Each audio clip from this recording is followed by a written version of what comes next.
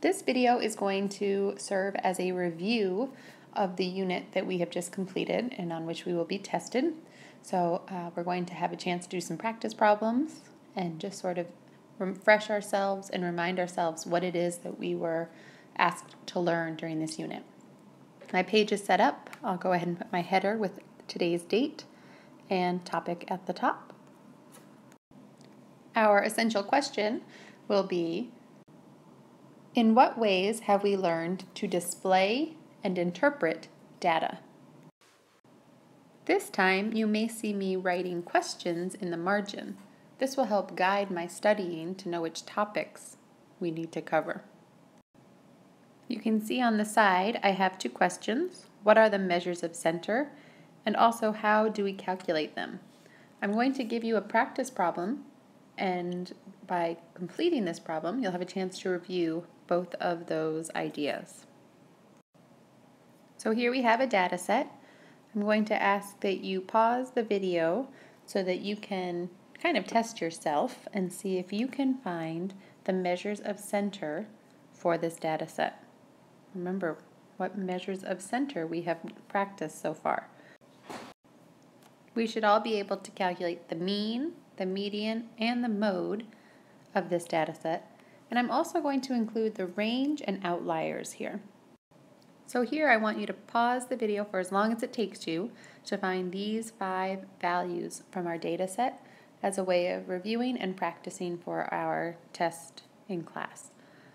When you're ready, you can unpause and you can check and see how you did.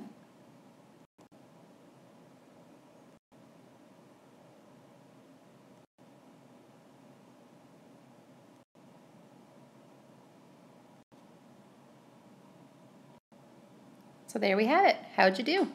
There should be a mean, a median, a mode, a range, and maybe an outlier that you were able to calculate from that data set. Now that we tried that, I'm going to turn the page and I'll give you another question you can work on. You can see in my margin I have 2 new guiding questions for this section.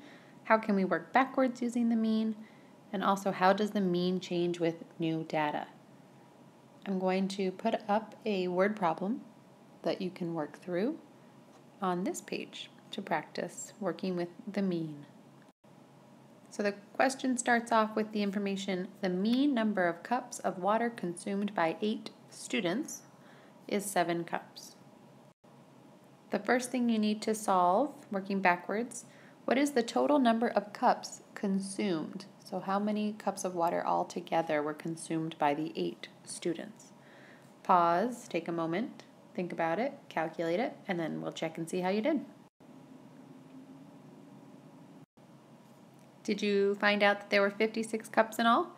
8 students times an average of 7 cups per student should work out to be 56 total cups.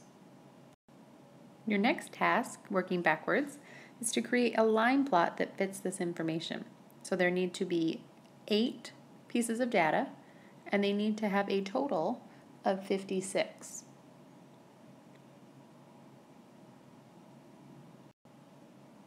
This is just one way this could have worked. There are lots of other different options, but make sure you had 8 X's on your line plot to represent the 8 students, and make sure that it had a mean of 7. Right? If you had 8 students and the data added up to 56, you're in good shape. The last part of this section is to think about how the mean will change if a 9th student comes in and says that he or she has had 0 cups of water. How will that change the mean by adding that new data? Think about that. Think about how you might answer that question, either with a calculation or maybe not, right? And then see how you did when you have a chance to work it out.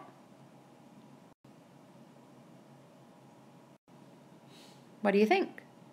The mean should decrease. Maybe you calculated it by adding up all the values again and dividing by 9 this time instead of 8. Or maybe you just thought about it and realized, oh, if 56 cups is being spread among 9 students instead of 8, the total, the mean, would have to become smaller. You also might have thought of it as I'm adding a piece of data that is smaller than the current mean, so it will drag it down. It will bring it down. Okay, let's try something else. Let's move on to the next page for me. Remember, you can keep using your same page if you have room, but let's go on to the next page for me and let's talk about histograms. All right, this time we're going to look and see if we remember how to create a histogram from a data set. So I'll give you a data set, and then you'll need to break it up into intervals. Right? Use a little table to make sure you have all of your intervals organized, and then you will create a histogram. With this data, think about how you're going to break this up into even, equal intervals. Right? So you can start by making yourself a table. So you can have your intervals and your number of values that will be in each interval. I picked intervals of 5, starting with 70 to 74. Your intervals might be different, but make sure that you have the exact same number of numbers inside each interval before you go any further. From here, pause, check to make sure you know how to turn this into a histogram, and when you're done, you can unpause it and see if it looks similar to mine, although our intervals might be slightly different. How'd we do? We should have our intervals all labeled along the bottom of our histogram.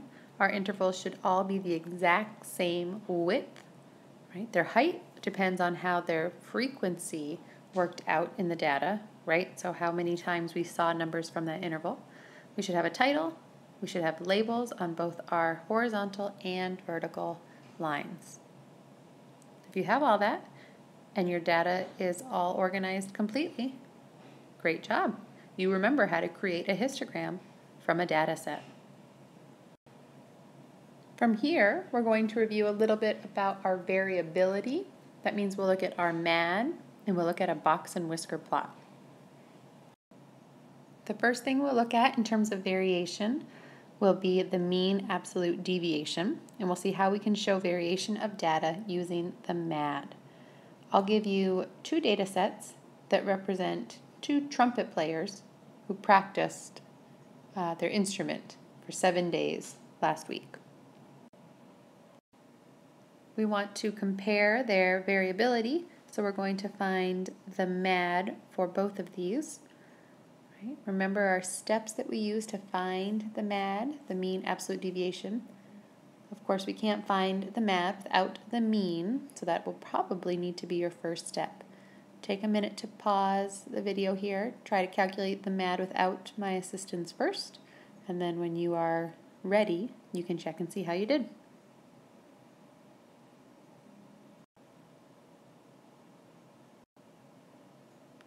I have my mean for both.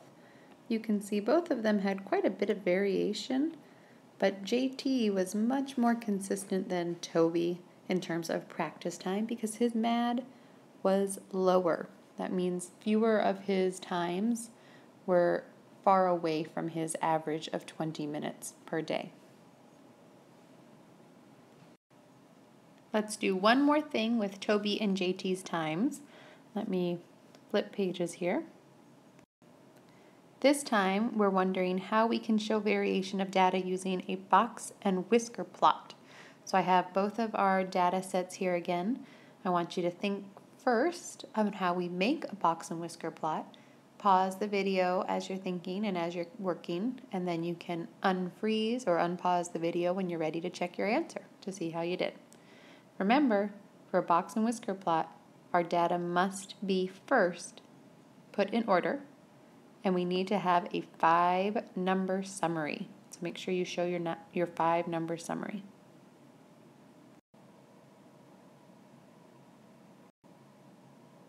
Here we have 2 box and whisker plots representing the variation or spread of the data for both Toby and JT. We can see how I line them up one on top of each other to be lined up perfectly so I can compare them easily. I can see that JT was much more consistent with his practicing. His box is smaller, meaning most of the That 50% of his data is really tightly packed together, and his whiskers are really small, which means he didn't have anything extreme, kind of over his normal time or less than his normal time. Toby's data is much more spread out both in his box and in his whiskers. So we used our box and whisker plot to show the different variation between the two. And there we have an overview of some of the topics that we covered that you might be assessed on in class and that you'll want to know as you move forward with your math work.